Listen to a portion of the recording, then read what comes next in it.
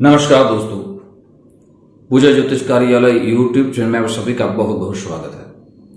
दोस्तों, जो हमारी सीरीज चल रही है, आप घर बैठ के अपनी कुंडली मिलान कर सके। आज मैं आपके सामने सिंह लग्न के बारे में, क्या आप अपनी कुंडली देख के कुंडली मिलान कर सके, ऐसा मैं विषय आपके सामने रखने वाला हूं। दोस्तों, बहुत से पति पत्नी हमारे पास आते हैं और कहते हैं कि हमारे परिवार में हमारे दोनों के बीच बहुत लड़ाई झगड़े रहते हैं। मैं उसको पूछता हूं कि आपने जब शादी की थी तब कुंडली मिलान की थी? तो कहते हैं कुंडली मिलान तो की थी, हमारे अच्छे गुण भी मिल रहे हैं, लेकिन मैं दोनों की कुंडली देखता हूं तब से गुण ही मिलते हैं, दूसरा कुछ नहीं मिलता। गुण मिलना बहुत ही अच्छी बात है, एक हिस्सा है कुंडली मिलान का, मैचिंग कुंडली का, लेकिन यहां ग्रहमान की स्थिति देखनी, सारे भाव को देखना बहुत जरूरी है। आज आपके सामने मैं दो भाव की विशेष चर्चा करने वाला हूं, एक पंचम भाव की और एक सप्तम भाव की। पंचम भाव है वो संतान का भाव माना गया है। जब शादी करते हैं और जब संतान देरी होती है तब वहां से भी परेशानी बढ़ती है। अपने परिवार से कभी परेशानी बढ़ती है, कभी दोनों के बीच परेशानी बढ़ती है। यहां संतान भाव को देखना बहुत जरूरी है। और सप्तम भाव है दोनों का प्यार कैसा रहेगा, एक दोनों के बीच केयर कैसे करेंगे, एक दोनों के बीच प्रेम कैसा रहेगा, वो सप्तम भाव से देखा जाता है। इसलिए विशेष तौर से आज मैं दो भाव की चर्चा करने वाला हूं। आप अपनी कुंडली खुद मिलान कर सके, ऐसी मैं विषय रखने वाला हूं।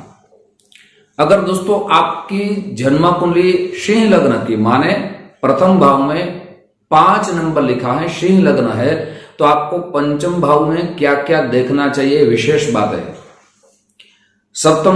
सबसे पहले आपको पंचम भाव का जो मालिक है वहां धन राशि आएगी।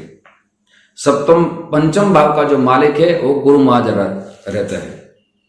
तो गुरु महाराज, पहला पॉइंट ये है कि वो अस्त में नहीं होना चाहिए, माने सूर्य के साथ नहीं होना चाहिए। अगर सामने वाले की कुंडली में अस्त में है तो आपका गुरु महाराज शुभ स्थिति में होना चाहिए, तब संतान में देरी नहीं होगी। लेकिन ये भाव में अगर आपने विशेष तौर से नहीं देखा है तो अगर यहां संतान होने में देरी हो सकती है, या आपकी कुंडली में या सामने वाले की कुंडली में पंचम भाव में वहां राहु, केतु, मंगल या शनि, ये पाप ग्रह उपस्थित है, तो आपकी कुंडली में शुभ ग्रह होने चाहिए, जैसे गुरु महाराज या शुक्रदेव। ये आपको देखना बहुत जरूरी है। या आपके गुरु की डिग्री जो 0 पॉइंट है अगर है, या सामने वाले की कुंडली में गुरु की डिग्री 0 पॉइंट है, तो एक की गुरु की डिग्री 6 पॉइंट से लेके 24 डिग्री होनी चाहिए, तभी संतान में देरी नहीं होगी। लेकिन ये पॉइंट आप नहीं देखेंगे तब आपकी परेशानी यहां बढ़ सकती है। आपका गुरु या सामने वाले का गुरु अष्टम भाव में है, तब सामने वाले के गुरु की स्थिति शुभ होनी चाहिए, जैसे उच्च राशि में होना चाहिए या स्व राशि में होना चाहिए। यह आपको ये पॉइंट देखना बहुत जरूरी है। या गुरु महाराज अष्टम भाव में है तो एक के गुरु महाराज त्रिकोण में होना चाहिए या केंद्र में होने चाहिए, और स्व राशि या उच्च राशि में होने चाहिए। स्व राशि कौन सी है गुरु महाराज की? धन राशि और मीन राशि। उच्च राशि है वो कर्क राशि है। या जो मैंने पंचम भाव की चर्चा की है वो पहले आप सारा देख लीजिए। यहां पंचम भाव को देखेंगे तो संतान की वजह से जो परेशानी आने वाली है वो परेशानी जरूर दूर हो सकती है।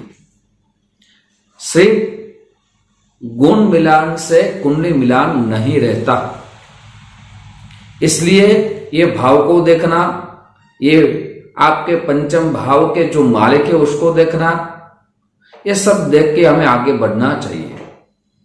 और मैं बार बार कहता हूं, हमारे पास बहुत सी कुंडलियां आती है कि आप जब भी शादी करें तब आप कुंडली मिलान अवश्य करें, क्योंकि कुंडली मिलान नहीं करते बाद में दोनों का जीवन नरक समान बन जाता है, जहर जैसा बन जाता है और एक गलती से पूरा जीवन बर्बाद हो जाता है।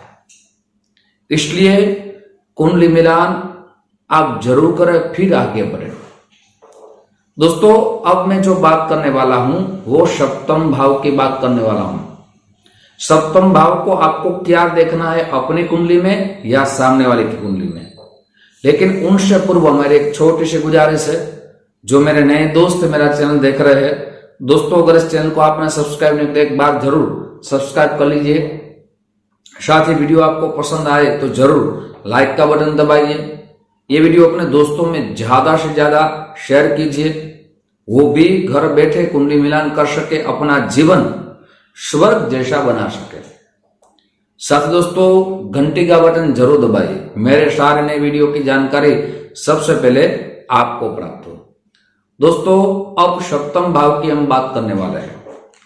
सप्तम भाव में आपको क्या देखना है, दोनों की कुंडली में आपका सिंह लग्न है तो सप्तम भाव में कौन सी राशि आएगी, तो वहां आपकी राशि जो आएगी वो कुंभ राशि आएगी। और कुंभ राशि के जो देवता है वो शनिदेव है, और यहां से दोनों का प्रेम देखा जाता है। दोस्तों, कुछ साल होने के बाद दोनों को प्रेम में अगर कमी आ सकती तो दोनों का जीवन सुखी नहीं रह सकता। इसलिए यहां दोनों के बीच कैसा प्रेम रहेगा, दोनों के केयर कैसे करते हैं वो देखना जरूरी है। सप्तम भाव का मालिक है वो शनिदेव है। अगर आपकी कुंडली में या सामने वाले की कुंडली में सप्तम भाव में पाप ग्रह नहीं होने चाहिए, माने राहु, केतु या मंगल। अगर एक की कुंडली में ये पाप ग्रह है तो दूसरे की कुंडली में शुभ ग्रह होने चाहिए। शुभ ग्रह माने गुरु या शुक्र, ये पहला पॉइंट है। दूसरा, शनि है, दोनों की कुंडली में अगर एक की कुंडली में सूर्य अस्त के है, माने सूर्य के साथ है, तो एक का शनिदेव है उच्च राशि में, या ऐसा कहा जाए स्व राशि में होना चाहिए। या एक का शनिदेव 0 डिग्री में है तो दूसरे की कुंडली में शनिदेव की डिग्री 6 से 24 डिग्री होनी चाहिए। या ऐसा कहा जाए कि शनिदेव अगर षष्ठम भाव में है, अष्टम भाव में है या द्वादश भाव में है एक का शनिदेव, तो दूसरे का शनि त्रिकोण भाव में, या ऐसा कहा जाए केंद्र भाव में, स्व राशि में या उच्च राशि में होना चाहिए। दोस्तों, ये बातें बहुत जरूरी हो गई है, क्योंकि अगर हम शादी करेंगे और दोनों के बीच प्रेम नहीं रहेगा तो क्या वो पति पत्नी का जीवन सुखद प्राप्त नहीं होगा। साथ ही दोस्तों, शनि को देखना बहुत जरूरी है। शनि के साथ अगर सप्तम भाव में कोई ग्रह नहीं है या ग्रह है, जैसे राहु है, केतु है या मंगल है, तो सामने वाले के दोस्तों सप्तम भाव मैंने कहा शनि के साथ शुभ ग्रह होने चाहिए। दोस्तों, आप अपनी कुंडली देखें, सामने वाले की कुंडली देखें, फिर मिलान करें। और अगर आपको इसमें दोस्तों कुंडली मिलान नहीं आता है तो मैंने पूरी सीरीज बनाई है। मेष लग्न से आज का जो वीडियो है वो सिंह लग्न का है, और ऐसे लग्न के अनुसार आपके सामने सारी बातें मैं रखता रहूंगा, आप घर बैठ के कुंडली मिलान कर सके। दोस्तों, आप जो हमें प्यार दे रहे हैं उस प्यार के लिए आप सभी को दिल से बहुत बहुत धन्यवाद। YouTube के माध्यम से फिर हमारी मुलाकात होगी। जय श्री कृष्ण महादेव।